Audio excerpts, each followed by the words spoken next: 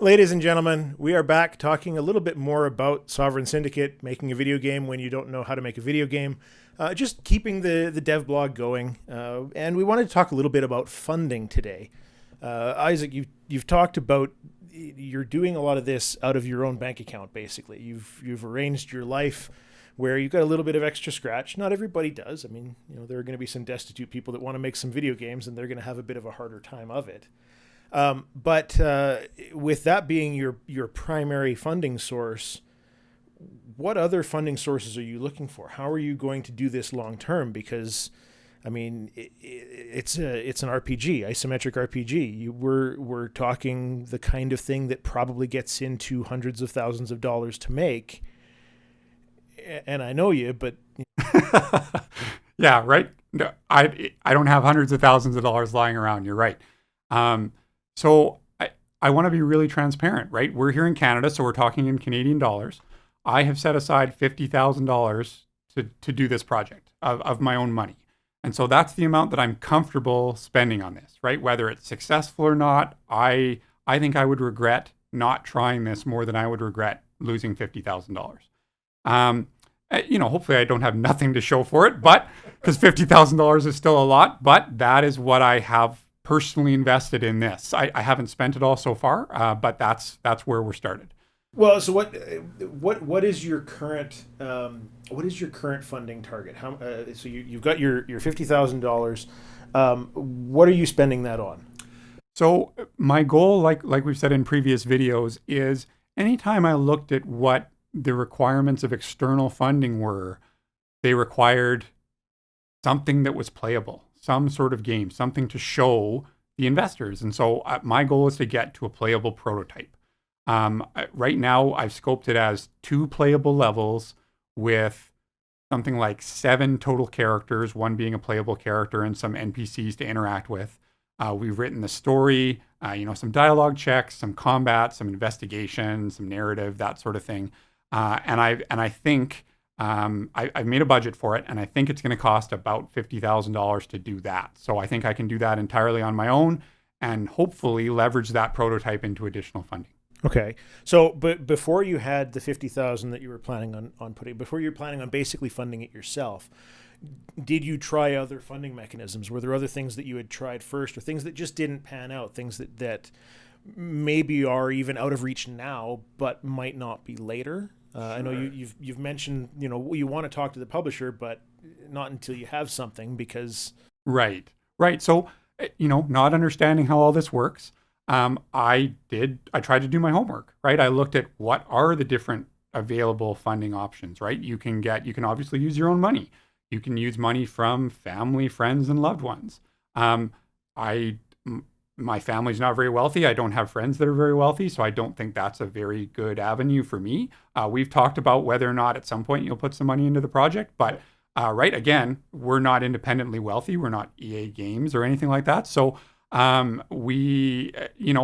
don't think that it's appropriate yet to approach family, friends, and personal contacts about it, because I don't really have anything to show them. And this isn't the first project like this we've talked about. So I don't want this to just be another flash in the pan or something like that. I want to get to a stage where anybody I ask for money can see that I've put significant time, effort, and my own money into this, and that it's worth investing in. Okay.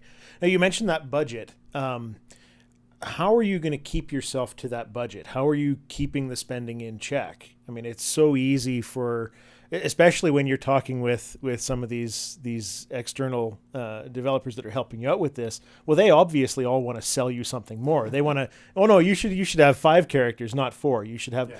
How are you going to keep that in check so that when you get to the end of that milestone, you're not at 60, 70? Yeah. What's your plan there? I think it really starts with, like any project, starts with really good scope control and a really well written, in this case, a game design document. So I've gone through one of the first things I did was, when I was thinking about getting started, basically, how do I get started? How do I design a video game?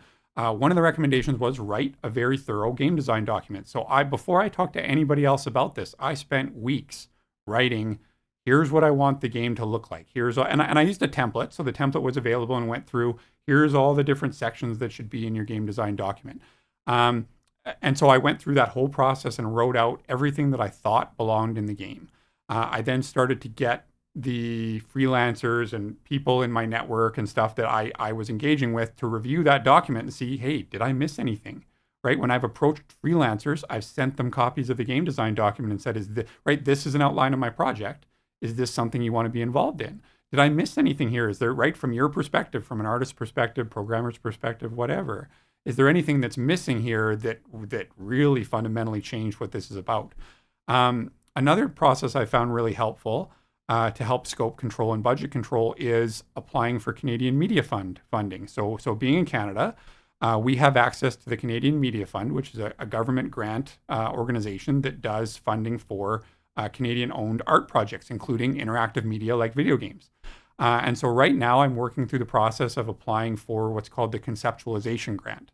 So one of the requirements of the conceptualization grant, which is $15,000 if you right up to $15,000 if you get approved for the grant, is to do exactly that, to really define what are you going to spend, what does your budget look like, who are you paying it out to, and for what, right? At the end of the conceptualization budget, what will you have? And so that's helping me really stay on task. I think the other thing that's keeping me in control that I hadn't really thought of is that because I'm hiring freelancers and not full-time employees, this isn't their day job.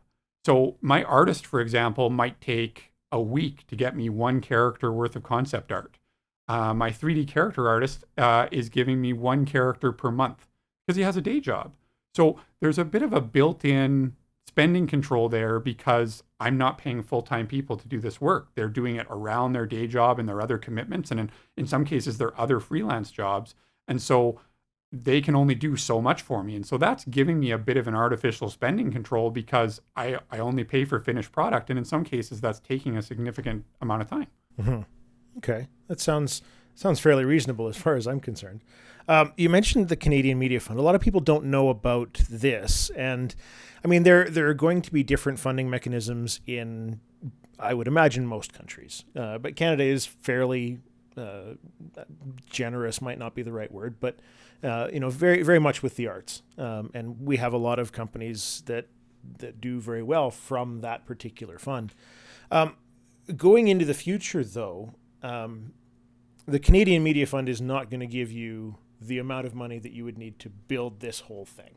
Yeah, right? That's probably true. Yeah. They're going to help you, conceptualization, maybe some prototyping and some of those application routes that you can go. But at some point, you're going to have to build the end game and you're going to have to sell it. So when you get past some of these initial prototyping stages, where's the funding coming from that point? Are you going Kickstarter? Are you going to go find an angel investor, that decides they desperately want more games like Shadowrun, but they can't find them anywhere, just like you were. Yeah. Right. What's the long-term play? We definitely have some ideas. I'll say that I don't want to leave any stone unturned, right? You're right. This is a significant budget and undertaking. So if there is money out there to be had that is achievable and that we can get, that's from a good source, then I'm willing to pursue it. I mean, right? The Canadian Media Fund has requirements, like you say, to go through and do the applications. We may be accepted into the program, we may not. We may get a portion of the funding we want, all of it, or none at all. They definitely do it in different stages.